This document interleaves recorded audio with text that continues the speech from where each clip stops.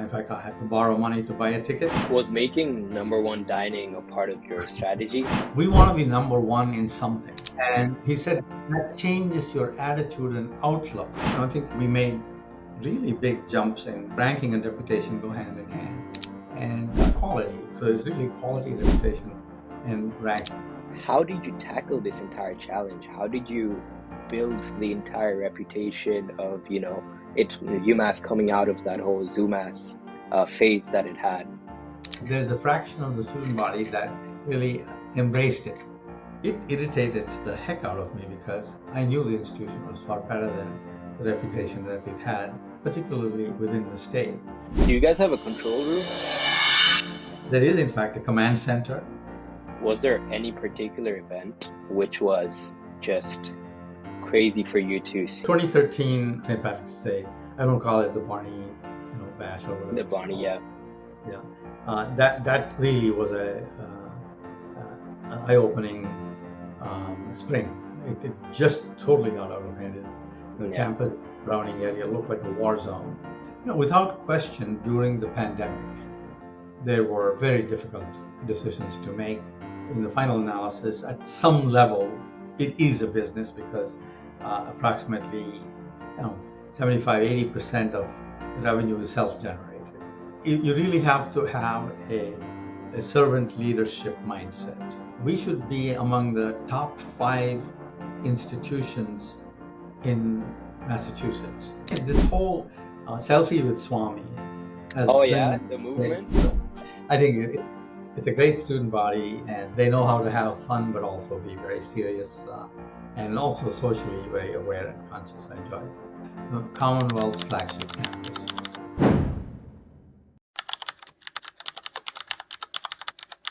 Welcome to the show, Chancellor Swamy. How are you doing? I'm doing fine, Ahnaf. Thank you for inviting me to be a part of this.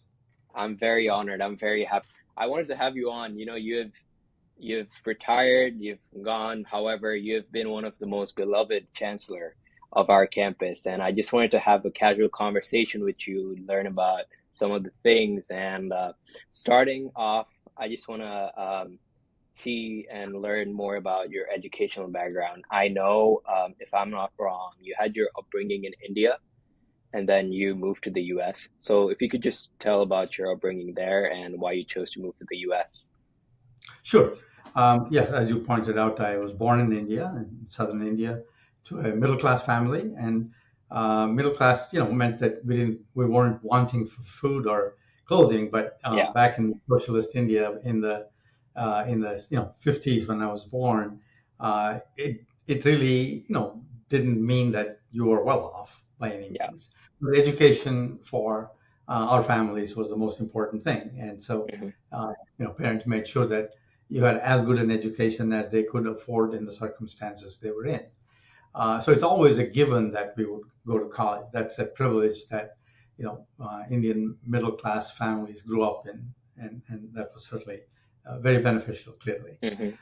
But then, the general expectation, again, I go back to socialist India right after independence, was you would be, working for government factories or, government in some form or another. There was no private enterprise, and research was not a major concern. It was really like a government job was like glorified. Government job, manufacturing, grow homegrown industries, self-reliance. That's the general philosophy at the time, and so everyone either went into engineering or medicine or commerce, so to speak. Those were the 3 things. Those were the expectations, or into the Indian civil service. Those would be sort of the general things people went into. And that was, when I was 10 years old, is roughly the time period when space exploration started. And, Sputnik, and for those of you young generation who won't know what the Sputnik was, that was the Russian first satellite that was put in orbit. And the whole idea that you could create, a satellite of the Earth by, means of just sending a rocket out there was an incredibly exciting development that put substance to what you read about in the books about what's out there, right? Yeah. And so that was sort of the beginning of my interest in physics. Mm. And so really, if any part of engineering interested me, that would have been aeronautical engineering, because I wanted to be a rocket scientist, if you will. Okay. And so I was thinking along those lines, but then I needed to be a certain age in order to take the entrance exam for the Indian Institute of Technology, where you had aeronautical engineering. So I had 1 year to wait, and I enrolled in a physics course, in a physics degree. And I then realized that really physics is the foundation for all of the space exploration, and that really I was more interested in physics than necessarily on the engineering side of things. And that was enough of being a rocket scientist if you really did physics. And so that was really where my interest was completely orthogonal to what the standard expectations were for a young person in India at that time. Yeah. And so many of my friends who also were interested in pursuing a research career all thought of going abroad, Mm. and that was really where the primary opportunities existed. Some people went to England, some people went to the United States, and so that idea was planted. And then I was fortunate enough to get financial aid from Indiana University in Bloomington. Without that, I would not have been able to come Mm. over for my studies. In fact, I had to borrow money to buy a ticket, and I came over to Bloomington, Indiana, having never flown before, and it was quite an adventure, and intimidating in a lot of ways. I was 20 years old at the time, and due to the help of a lot of people and international programs and so forth, I got acclimated and had a great education, had a great time at the Indiana University campus. So that's sort of the initial part of my educational journey, if you will. Yeah, that flight when you come to college for the first time by yourself, that flight is always hitting different, regardless if you had a flight before or not. That flight is always just like a moving factor in your life. So Mhm. 100% could relate with you on that. Next, you finish your studies and everything, and then what was the move after that? I believe you started as a professor in physics, if I'm not wrong.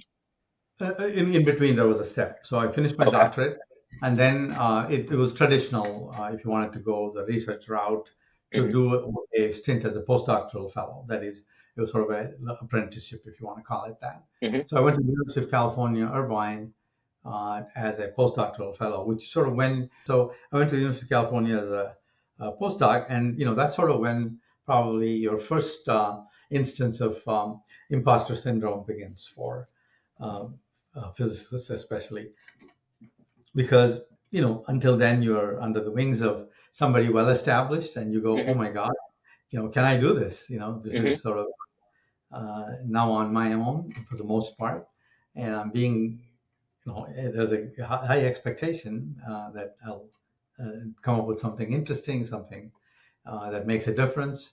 And yeah, so that phase was growth phase, and also an intimidating phase. And that I was there, did that for about 2.5 years, and then I had my first job as an assistant professor Okay. at the University of Kentucky. As a matter of fact, that was it was a time when jobs were hard to come by, Yeah. and I was really lucky to get a faculty job. And so for the next 25 years or so, next 20 years, I did the straight and narrow, I'll call it, namely Hmm. teaching, research, and other things that go along with departmental responsibilities and so on. And then from that, how did the transition occur for you? Like, how did you get interested to shift into, administration and more of a leadership role? And then if you could just tell us how the role for the chancellor came to you. Sure. So, certainly during my time, at least, Yeah. let's say, because things have changed somewhat. Um, no one, got into this business of getting a PhD with the idea that you were going to become a college president. Hmm. In fact, probably back then, I didn't even know how university administration was conducted. As far as I was concerned, there's some government agency takes care of it or whatever. So that was certainly never even a consideration. I didn't even know that was a possibility. But along the way, even when I was in high school and when I was in undergraduate school and so on, I was always involved in, I'll call it community engagement, my own community, organizing, whether it is the school newspaper or being a part of the physics club and Yeah. organizing extracurricular activities and that sort of a thing. So that was So sort you of the liked natural. so you liked that sort of leadership. I was always involved in, Hmm. in some aspect of, let's say community work, I'll call it, because it's Okay. your own small community Yeah. that you're building and working for that community. And so that was parallel, but, never, in fact, the dominant.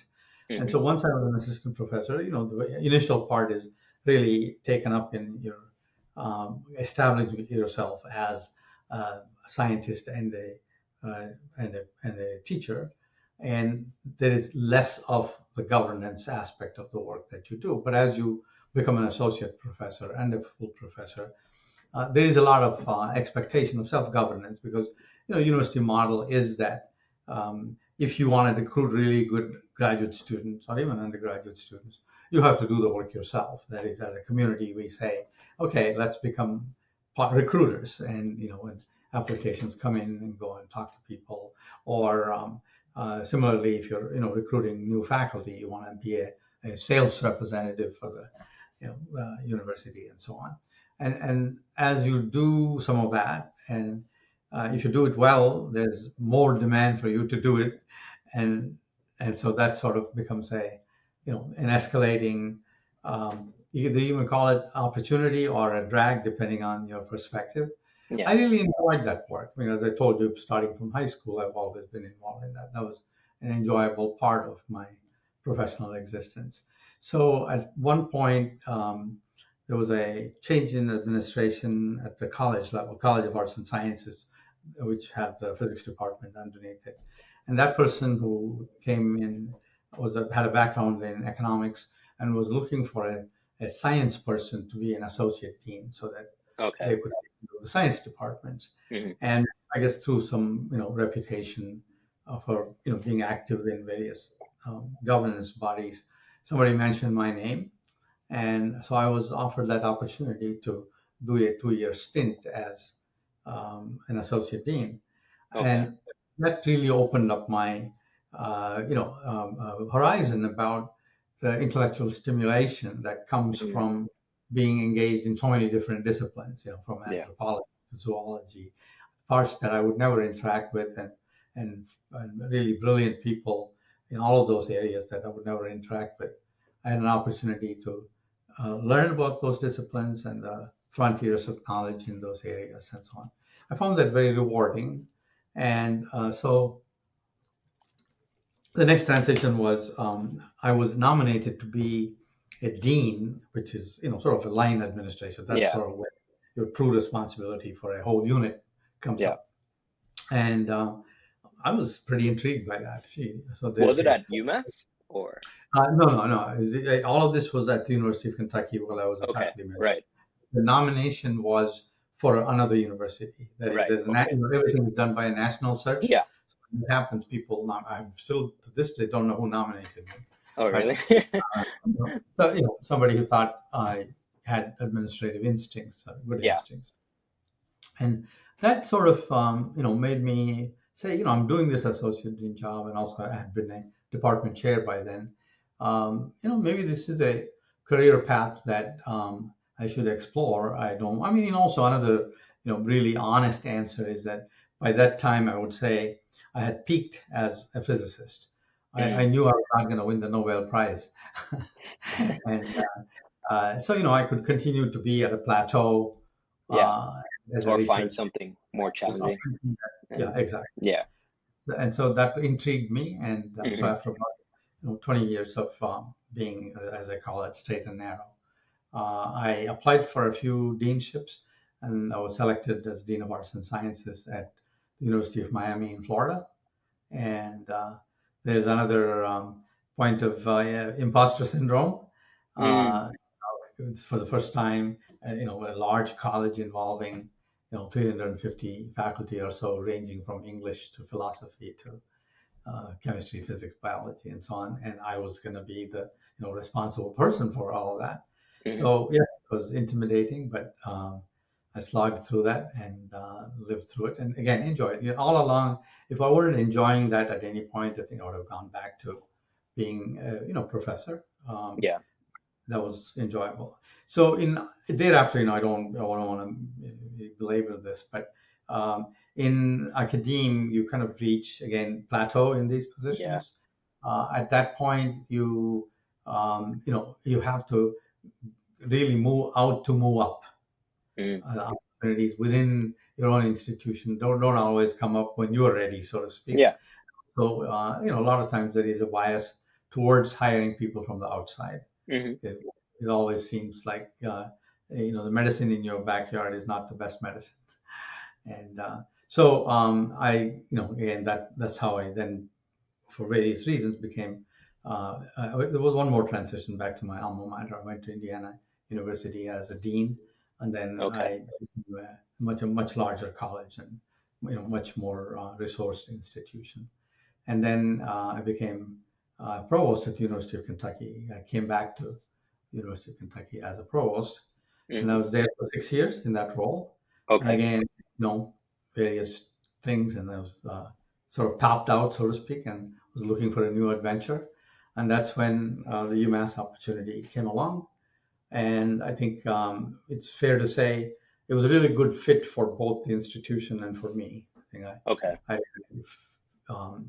like the general outlook and general feel of the institution. And I think everyone during the search process, again, these are national searches, felt like I brought the right attitude and right temperament to the institutional psyche, if you will. And so, right time, right place, and was there for 11 years as chancellor, as you know, before stepping down. So it was a great run for me, and I think from all indications, people really, I think, felt like it was an impactful 10 years. So I'm very grateful. So you came in and you joined as a chancellor. Initially, what was your, thought process going into this role? Was there any like right off the bat, was there any challenges that you were facing, or was there any kind of preparation that you were coming into this role with? Sure. I mean, I think that anytime you start a new leadership position, Mm-hmm. there you discover things only from a distance and in a sort of 10,000 Exactly. feet. Yeah. No, once you come in, you see all the warts and all the Yeah. issues and that kind of have held over. And UMass Amherst, particularly around that time, had gone through a lot of leadership instability. There have been Exactly. 4 chancellors in the Yeah. previous 4 years. But Exactly. for various reasons, it's not. Again, sometimes it's not a good fit, and other times, some conflict with either the Boston office or whatever the case may be. So there are just or changes, and so there needed to be a lot of relationship mending or relationship building. That was Mm. what was immediately clear with the faculty, with the student body. In fact, there have been, a lot of protests associated with some changes were made in the student affairs area. The student government was really upset with vice chancellor for student affairs, that sort of a thing. There was a bunch of things. Relationship with alumni was broken. Relationship with the system office, with the legislature even. So there was really a bad time. Mm-hmm. Even though the institution was great, the Yeah. students were great, the faculty were great, but I think it wasn't functioning optimally. Let's say. Mm-hmm. That can keep the institution from making progress and being competitive. So if Yeah. that kind of thing continues too long, the institution can fall behind. And so that was really the thing. So my most important job was to really build and rebuild relationships and to bring unified focus to the institution. You know, come up with a vision that everyone can get behind and sort of forget the little things and say, here is the big picture. This is what we want to be able to do. So the first year and a half, 2 years really were spent in that process of Okay. building confidence, building trust, being transparent, and creating a vision that's a collective shared vision, and to some extent appealing to the pride of people. You want to be proud of your institution. If you have a sense of belonging, it sort of builds on each other. In other words, if you are proud of the place you're working in or you're studying in, you then have a sense of belonging. You want to have a sense of belonging. If you have a sense of belonging, then you will want to make sure that your institution thrives, and you want to do your bit to make the institution thrive. So I think that sort of I call it soft skills, if you will, and softer aspects of what an institutional or organizational behavior comes from. That sense of belonging is really important, and that involves not only, as I said, a shared vision and a sense of trust and transparency in the leadership. It also requires the physical place you work in should be appealing. Every morning you want to be able to get up and say, "Oh, I enjoy coming to campus." Mm-hmm. And so we did a lot of campus building, rebuilding, landscaping during my time there. Yeah. When I first got there, I would say no one would have described our campus as beautiful. There would have probably, the term would have been an interesting campus or an eclectic campus. Okay. By the time I think I left, people really would consider Yeah. it to be a beautiful campus, and I think that transformation was also part of that pride building and institutional belonging, because you spend a lot of time on campus and you want to feel like it was a good place. Dining improved, everything, all of those aspects come into really that sense of belonging and pride. And so that's sort of how it all worked out, I would say. Was making number one dining a part of your strategy? Well, how did that No, really I mean, come into I play? think right, yeah. No, I mean, no, obviously not. But I think that having said that, I will say, something I learned from a former CEO of Alcoa, Okay. the urban company, who was an alumnus of Indiana University, and so I got to know him when I was there as a dean and heard his speeches and philosophy. He said when he became CEO of Alcoa, his approach was, we want to be number one in something. And he Okay. said that changes your attitude and outlook, because in order to be number one in that, whole bunch of things have to change, and your mindset has to change, and in terms of just accepting things versus, no, this is not good enough, is not good enough, and you sort of then go from one to another aspect, and the whole institution moves forward. So in his case, he undertook safety, worker safety, as the thing to focus on, because apparently there had been lots of accidents before, and it's a very dangerous process. Mm-hmm. And he said we really did that, and in order to do that, all kinds of process improvement needed to take place. People's attitude needed to change. They needed to be more careful, et cetera, et cetera. So in that sense, the head of UMass Dining, Ken Tung, had that attitude of, I want to be number one. And in his instance, it was possible to do that. And I think, that kind of drove a sense of pride. I come back to that. Yeah. In a similar way, I give, credit to then Dean Mark Fuller, because in Eisenberg, he was already doing that whole thing of transforming to having pride and looking at ranking and saying, hey, be proud to be Eisenberg. The Honors College similarly had, that reputation building. And so that idea of being excellent in something leads to trying to be excellent in everything. You may not be number one in everything, but I think that drive for excellence derives from having a sense of pride and a ambition to be the best. And so, I embrace the idea of UMass dining being number one, because that goes into not only cost containment, taste, nutrition, sustainability. If you look at what our dining services Yeah. does, it's a combination of all of those things, and that's how you build institutions and build an attitude of achieving excellence throughout the institution. So would you say in leadership, it's important to have other sub leaders under you who are also striving for excellence, and then in turn, the entire organization rises up as a whole? Without question, I think that if no, it's not just the leaders. I would say that the entire institution Yeah. has to adopt that attitude of excellence, personal excellence in what I do, personal expectation in groups, expectation in colleges, departments, or what have you. And so this is why I said I think that a good vision that people can get behind, and all aspects of trying to build a sense of belonging and pride is needed really to move the institution. I mean, I think we made really big jumps in reputation, and ranking and reputation go hand in hand, and quality. So it's really quality, reputation, and ranking go together. So it's not just manipulating something to get to a ranking. You can see that from what dining services does, is that it's Hmm. not just you know building pure some kind of a fake reputation. It is they Yeah. really take every aspect of what they do seriously.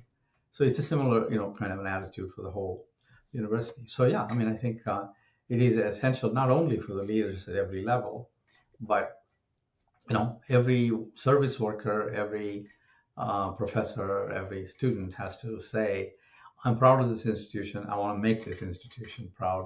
I will do my best. And, it sounds a little Pollyannish, but I think if most lead people kind of adopt that attitude, it works. When I was in high school, or should I say, starting from middle school, in Bangladesh, especially, there's the whole system of British curriculums. We do our O levels and then A levels, and then usually you go to universities, and usually before your A levels, and when you're starting to apply to universities, you start to think of all the other options that you have abroad and in the country, and it's for a lot of people, it's a dream to go abroad and study abroad, and they fantasize the whole idea a lot. And similarly for me, I wanted to come abroad and study, and I was looking into different universities, starting from my O level days in 2019, and just researching about different universities, scholarships, and where would be a good fit, both location wise and like academically and all of that. So while I was researching about UMass, back in the early days of 2019, some of the articles or some of the things that would pop up was its reputation of being ZooMass, right? However, when I came to UMass in, I believe, post-COVID in 2021, it was completely different. It was very different than the articles I've read about the atrocities and the parties, the multiple arrests and all of that. How did you tackle this entire challenge? How did you build the entire reputation of, UMass coming out of that whole ZooMass phase that it had? Sure. In the first place, the university was always sound. Good students came, good Yeah, faculty was there, and it really students did well and had great careers and so on. So the misnomer, the way, because I think in the early '90s there was some ranking somewhere that said UMass was the number one or number five party school, yeah. some list like It was known as a that. party school. Right. That's where sort of the ZooMass epithet came along, and Yeah, people really, there's a fraction of the student body that really embraced it. Okay, yeah, so through the '90s, when the campus was falling apart and so on, um, the sense of pride, as I mentioned, yeah. really wasn't there, and the pride was, yeah, I mean, we're a party school, so to We're in a speak, party even school. though it Yeah, was not really, even yeah. though it was not. But that really detracted, I think, from the institution's overall positioning, both nationally, internationally, but particularly in a state that has such high quality, high reputation institutions. You got the Harvards, you got the Amherst colleges, and you got the BUs and so on. So this public flagship institution's reputation had really taken a beating from that whole notion of ZooMass. It irritated the heck out of me because I knew the institution was far better than the reputation that it had, particularly within the state. And that meant that the legislature really didn't pay enough attention to UMass. Funding was not as it should have been, and it was sort of taken for granted and so on. And so much so that, to be honest, even within the UMass system, by the time I came, people weren't thinking of the Amherst campus as the flagship that it was. It was the original campus. It is the biggest campus. It's the most selective campus. And yet, people were talking about UMass Lowell or UMass Boston and so on. And so we sort of, my team and I said, we need to reclaim our rightful position as the flagship of the system. And our tagline, therefore, through a campaign that we conducted was the Commonwealth's flagship campus, and started basically forbidding the term ZooMass from being used anywhere. I would just tell people right then and there, say, that will never, that Z word will never be used on the it's not a point, Yeah. and we will banish it. And sort of it basically became a joke. But by and large, people stopped using that epithet. And then, but along with that, as I said, this is sort of again saying, hey, we are the Commonwealth flagship campus, and there are expectations about how we behave and what the outcomes we achieve are, and what our students stand for, and so on. And so, that's one aspect. In other words, all of that really, again, as I said, the pride building and sense of belonging was important. And people could quickly realize that as that happened, hey, gee, people are telling me, oh, you're going to UMass instead of, all of the insults that have been flown. So that really mattered. And then one other factor that really, I would say, helped UMass is that, the cost of attending private schools, which was the tradition in Massachusetts, has become so high, a factor of 2 to 3 times UMass. More and more families, I think, were left out of being able to go to private schools. And so the number of applications just shot through the roof, and we became more selective, not because we wanted it to, because the applications increased. And the cost of attending UMass also was not cheap, which meant that students needed to be more serious. Hey, if you extended your stay by another semester, it's going to cost you $15,000, And so that sort of, I think, was not certainly an element, I have to say. So a whole bunch of things, I think, came together. And we early part of my tenure there was the pre St. Patrick's Day celebration that got out of hand. And so we took, and it's interesting, one of the other things that happened there is that most of the trouble came from outsiders, it turned out. We did a big analysis. There were so students not like the students of our campus, or was really, locals. Not only locals, people came from all around. Oh, and okay. it was sort of, create a lot of trouble here and go away. And so that weekend, so we really, went very strategically to say, how do you get control over this? So we, stopped allowing parking in those parking lots, and put electronic monitoring at the residence halls. It turned out that up until then, the residence hall occupancy would double or triple during that weekend, for example, things like that. Wow. So there were things going on that really reflected poorly on the campus, but it was really not our students who were primarily responsible, not that they weren't responsible.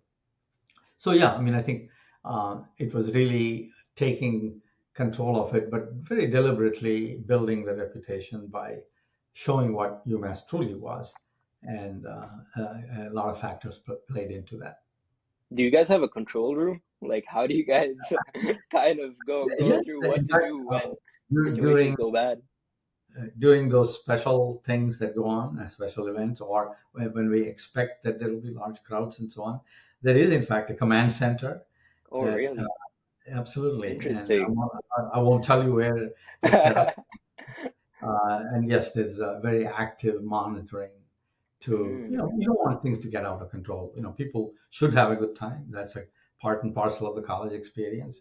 But you never want things to get out of hand, either in terms of people getting hurt or property damage or, people getting arrested and ruining their careers, and lots of things like that can happen. So yeah, there's a lot of responsibility associated when you have 14,000 undergraduates, 18 to 20-year-olds that who live on campus, and then another 20 or so, 15 or so thousand who live off campus but come to campus.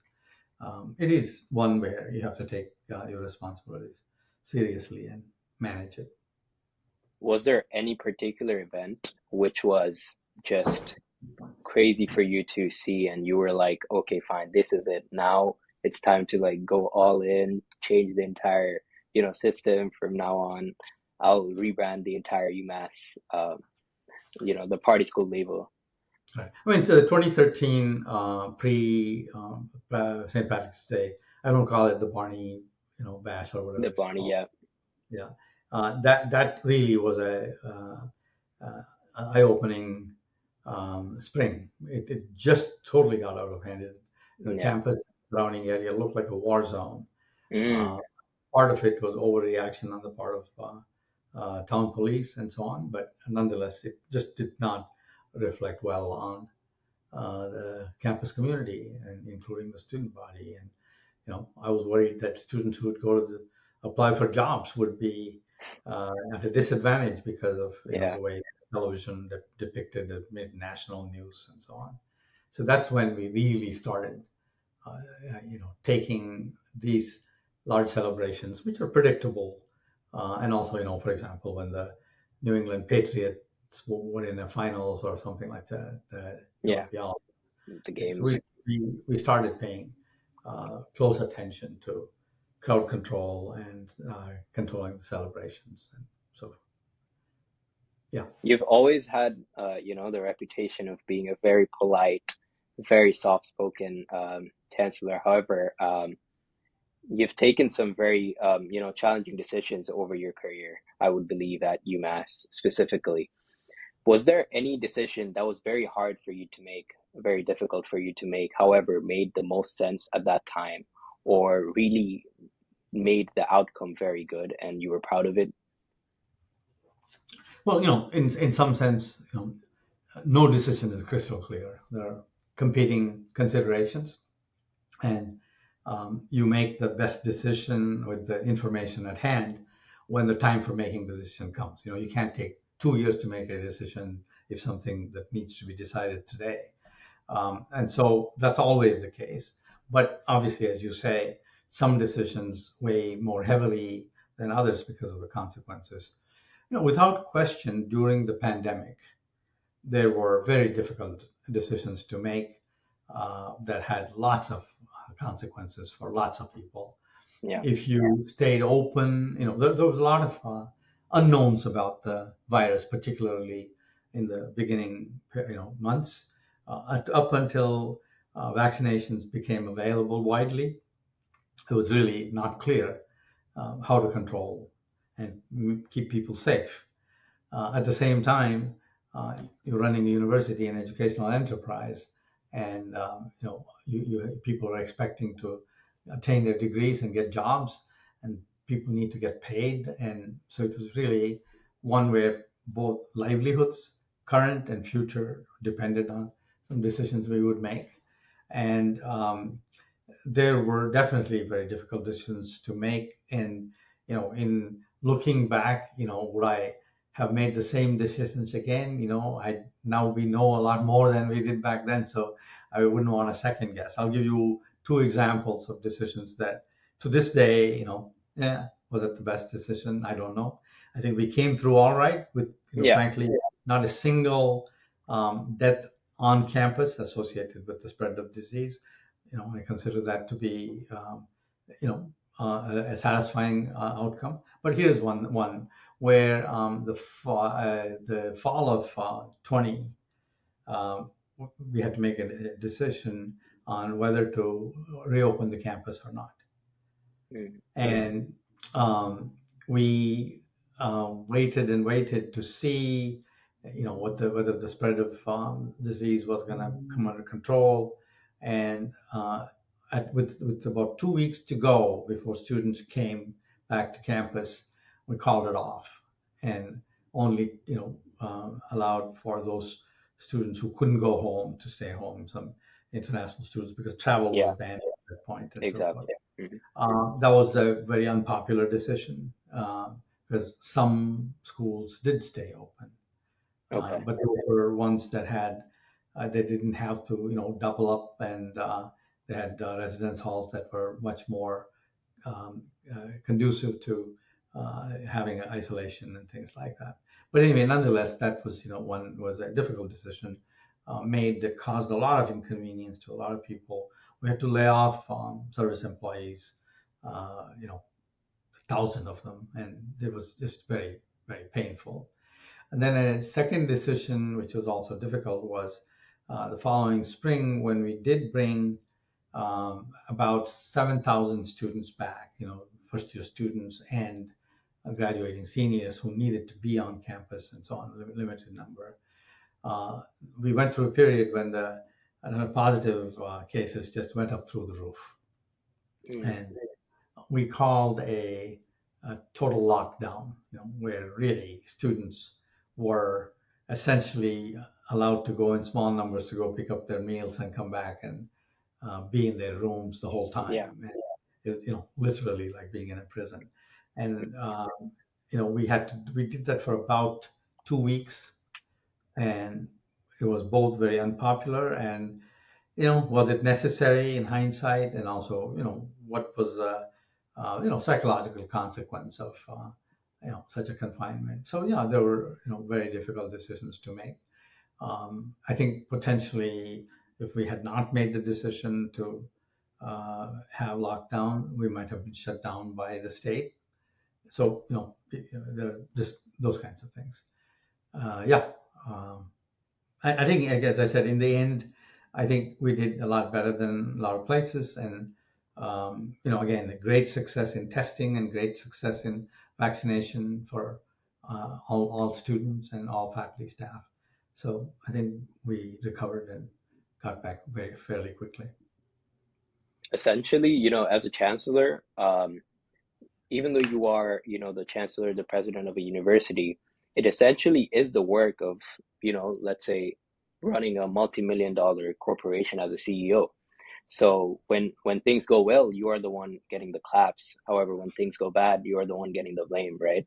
Now, coming out of this experience and looking back at your time here, and during your time as well, UMass, I believe, climbed up the ranks very high. Like we were ranked around, I believe, around somewhere between 50 to 55-ish in 2012 before you came in. And as you left, it was somewhere between 25 to 28 in the rankings. So the rankings definitely went up. And seeing at your time here and seeing at your position, what are some of the advices that you would give from your experience that you have had, and some of the advices you would give for people who are aspiring to reach that sort of position, to be in leadership position for, big companies and corporations? Sure. By the way, just to put the statistic correctly, UMass Amherst is about a $1.5 billion business. Yes. So it's not just millions; it's 1.5 Yeah. billion. Yeah, I mean, it is in the final analysis at some level, it is a business because approximately 75-80% of the revenue is self-generated. Mm-hmm. It's not the state only supports to the tune of about 20%. But having said that, especially as an institution of learning, where the bottom line is not what the real bottom line in terms of the balance sheet, but it's outcomes for students, it's outcomes on the research, it's outcomes and serving our communities and so on.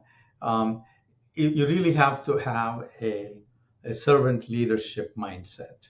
You're there not as a military commander or a dictator, but you're really there as a servant leader.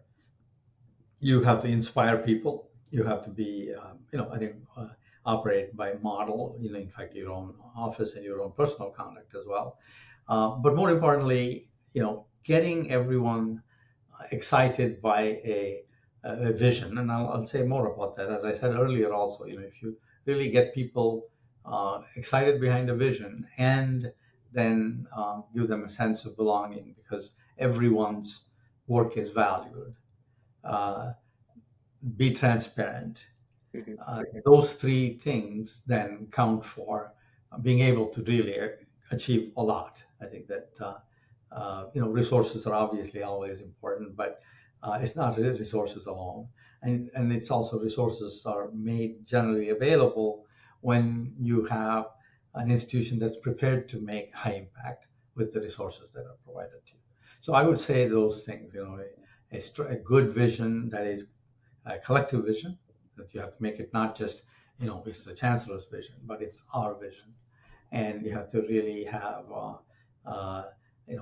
transparency, and you have to build a sense of trust and belonging in the administration and in leadership, and then just that inspiration carries you.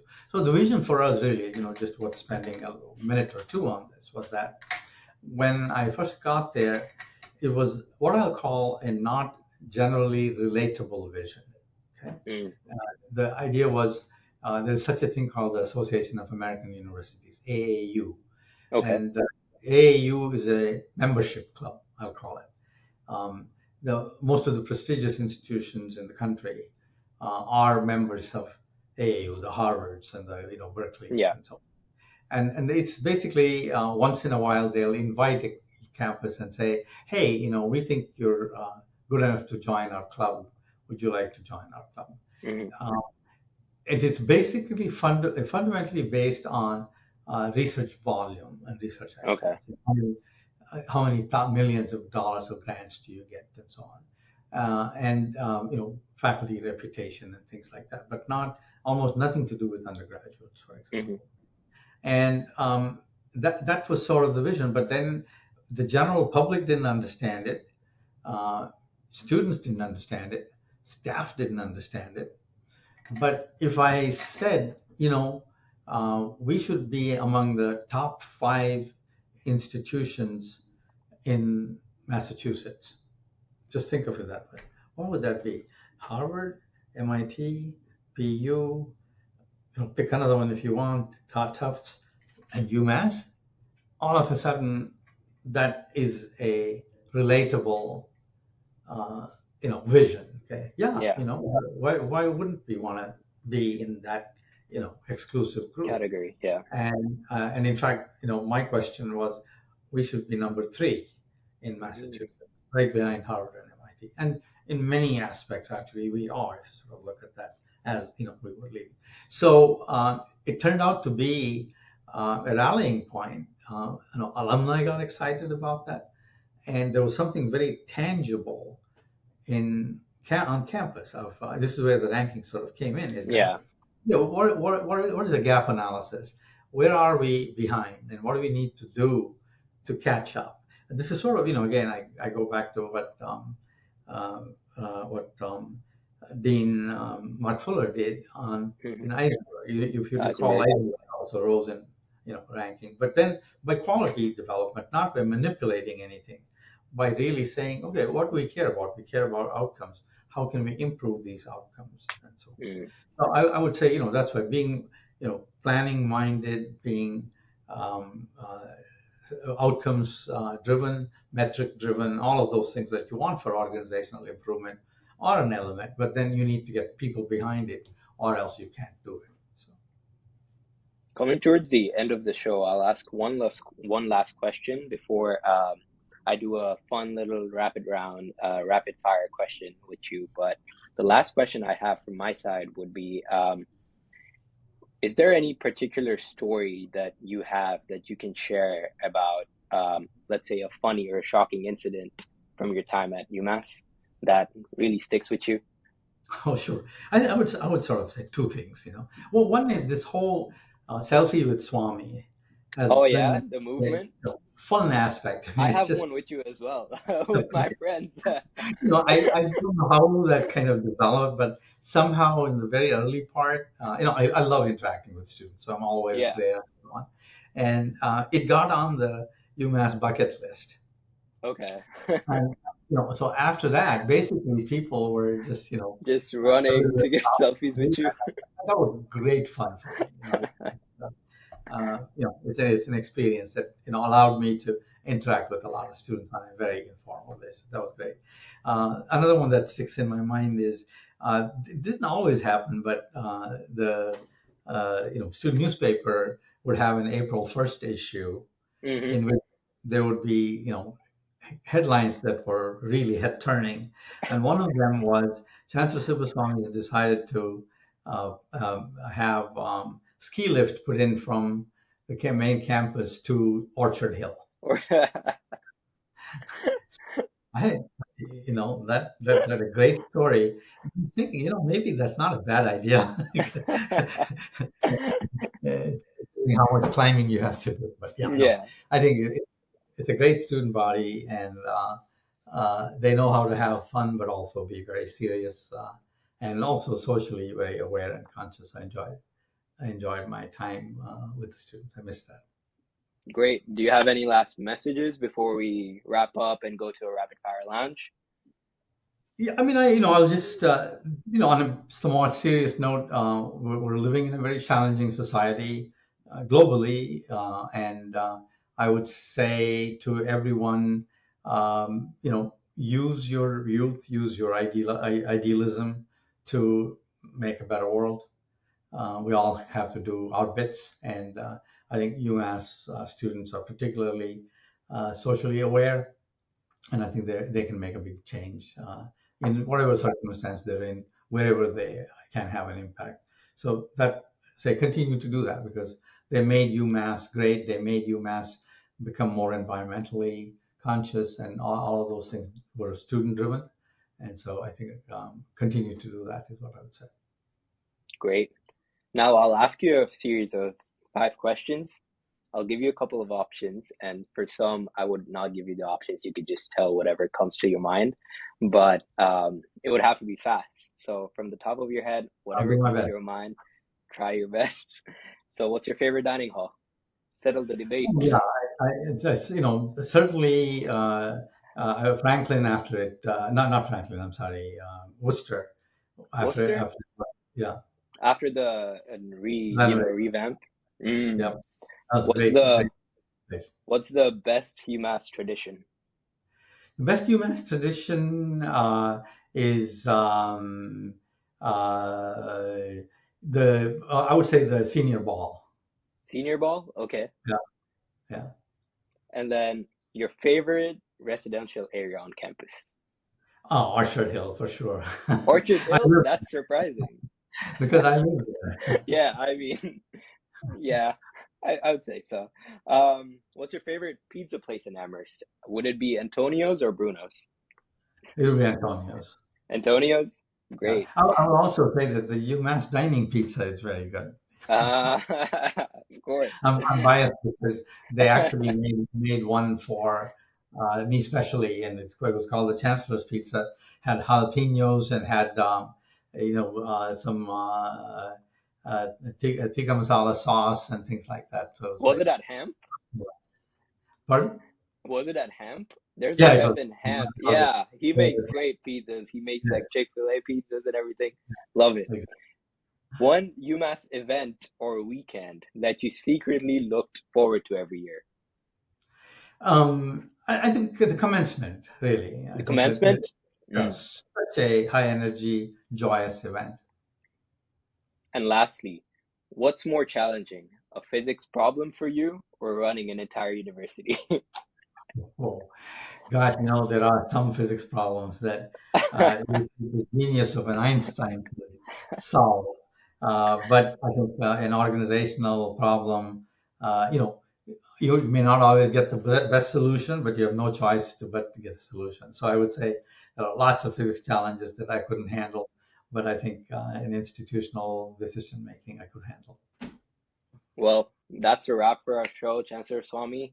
I want to thank you very much for being here today. I really appreciated your time, and it was great to talk to you as a student. And yeah, thank you. And good luck to you, and thank you for inviting me to participate.